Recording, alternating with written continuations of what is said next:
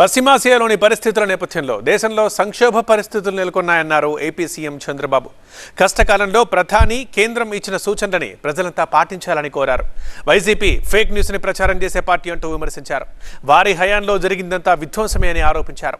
ఉత్తరాంధ్రను అభివృద్ధి కోసం ఎంతగానో కృషి చేస్తున్నామని వివరించారు బాబు. ఈ ప్రభావం మనపైన కూడా ఉంటుంది. ఉన్నప్పుడు సమర్థవంతంగా నిలదొక్కోవాలి. అందుకే ఈరోజు మీరు చూస్తే ప్రభుత్వం కూడా వర్క్ ఫ్రమ్ హోమ్, వీలైనంత వరకు పెట్రోల్ డీజిల్ తగ్గించడానికి ఇంటి దగ్గర నుంచే పనిచేసే అలవాటు, ఆన్లైన్లో పనిచేసే అలవాటు పెట్టుకోవాలి. బంగారు కొనడం తగ్గించడం అందరికి అలవాటు ఉంది.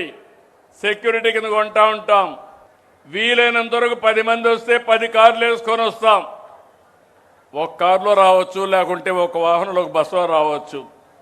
దీన్ని అలవాటు చేసుకోవాలి. పబ్లిక్ ట్రాన్స్పోర్ట్లోనే తిరగాలి కొన్ని రోజులు. ఇటీవల NCRB national crime record bureau ఒక అసెస్మెంట్ చేస్తే దేశంలో ఫేక్ న్యూస్ ప్రచారం చేసే రాష్ట్రాల్లో మనం 2వ స్థానంలో ఉన్నాం. దీనికి కారణం వీళ్ళేనని చెప్పి కూడా నేను మీకు తెలియజేస్తున్నా. బెదిరింపులు, కేసులు, అరాచకం మామూలు విధ్వంసం కాదు.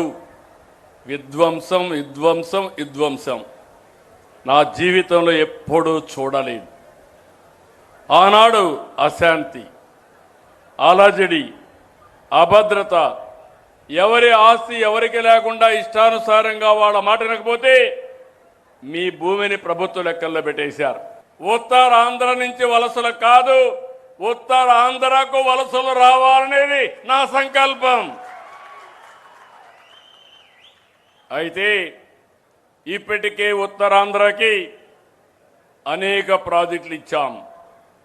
పోర్ట్లు, ఎయిర్పోర్ట్లు, ఐటీ కంపెనీలు, డేటా సెంటర్లు.